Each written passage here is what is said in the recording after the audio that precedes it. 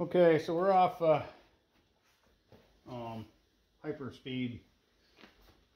So we're going to go back to normal for a minute just because, and I swapped over to, I already had this side off, so I videoed taking the other side off. So you got to see the process, which is the same. I've made it over to here. I came back to this side because I've got more room to work. But the next step will be taking these shoes off, which we need to get the snap ring off the back of that. This side will come off too. That's stuck. So we'll see how it's probably stuck right in here, I would guess. Maybe there, but probably here. But the shoes on that side, the pads on the shoes are as good over there as they are over here.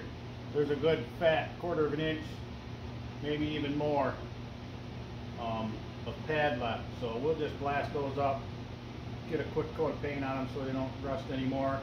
We're going to get the brake cylinders off and the brake line off, and we'll clean this back plate up. I don't know if I'll take it off or not. I probably will. I'll probably take this all apart and we'll get this blasted up and at least a coat of paint on it to protect it, and we'll go from there. In the meantime, I'm going to go get some stuff ready, and I'll be back when I start tearing this apart, and we'll get that tore apart and we'll go from there. So bear with me.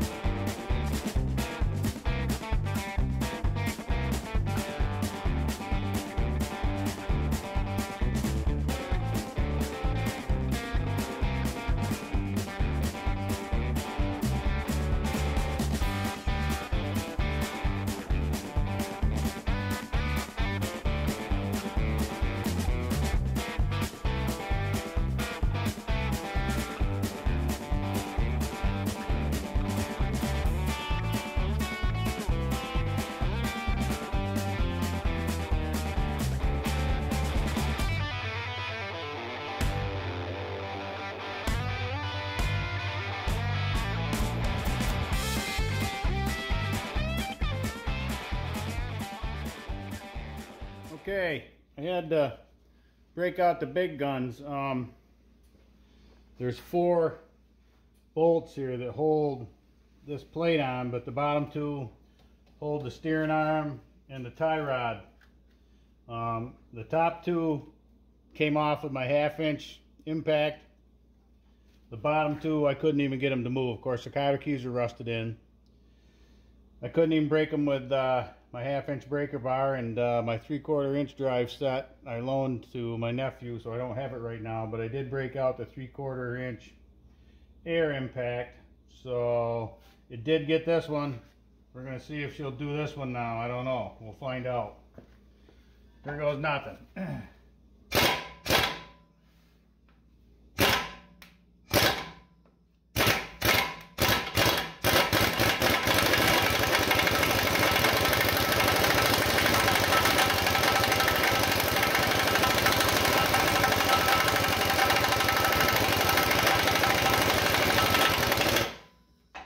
We got her.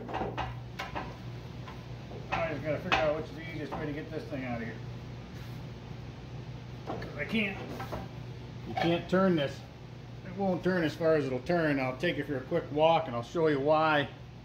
I was going to show you this later, but bear with me on the camera footage from here to there. But I'm going to carry the tripod and the whole mess. But if you take a look, right here at the tie rod, see, I can't even bring it back with the, right here, if you look, I don't know if you can see over the frame, see the other part of it. Yeah, that shows you pretty good. You see how crooked that is, how bowed that tie rod is? It's not supposed to look like that. I don't remember it looking like that when I crawled underneath it in the barn. I think what happened was, I think whoever hauled it from the barn to the auction house, I think is where they had the problem. Because I know I helped, my friend happened to be running the auction, so I was helping him set up or get stuff out of the location. So I saw this in the barn. And I helped him get it out of the barn, so I know for a fact that damage, I'm pretty sure it wasn't that bent. And I know for a fact it didn't happen with us pulling it out of the barn, because we were very careful as to what we used for a chain point. We went right around the X. So either when they pulled it on the trailer, they went around the tie rod too, or they hit something pulling it off the trailer. I'm not sure which. I think probably whoever was towing it threw a chain around both of them and bent it, but that's just pure speculation. I don't know how else they would bend it unless they hit something towing it off the trailer. Because like I said, I helped pull it out of the barn because we couldn't get it to fire up and run. The brakes were frozen on the back. A little pounding with a hammer freed those up, and we pulled it out of the barn. And I know for a fact we went right around the axle. Matter of fact, we wound up going around that side of the axle and this end with a loop in the chain and hooked into that. So I know the damage wasn't done there. But anyway, it doesn't matter.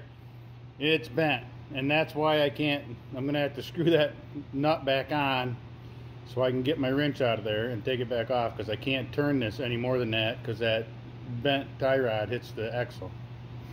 Alright. Enough whining.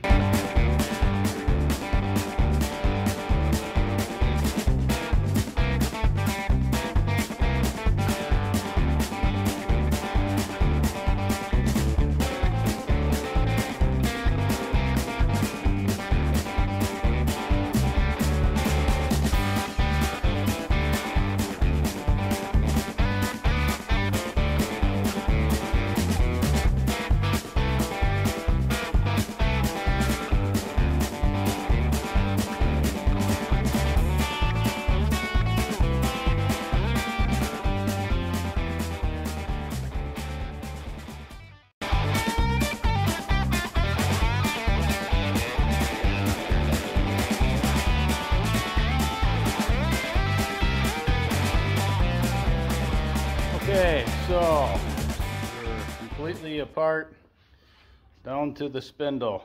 We've got the tie rod and steering arm link off. So we got to get we're going to take the tie rod off the other end so we can get a device to take these ball joints off. But we got, this is the left side. We got this side all set.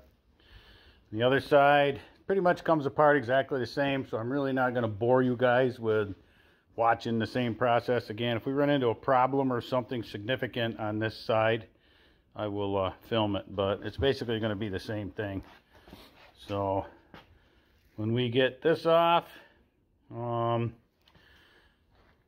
see about getting that tie rod off, and then I'm going to see if I can take that tie rod down and straighten it in my press. I don't know if that's going to happen or not, because without going to without finding one of these laying around somewhere, I don't think I'm going to get a new tie rod for this. So I'd have to have it made or whatever, but we're going to see what we can do.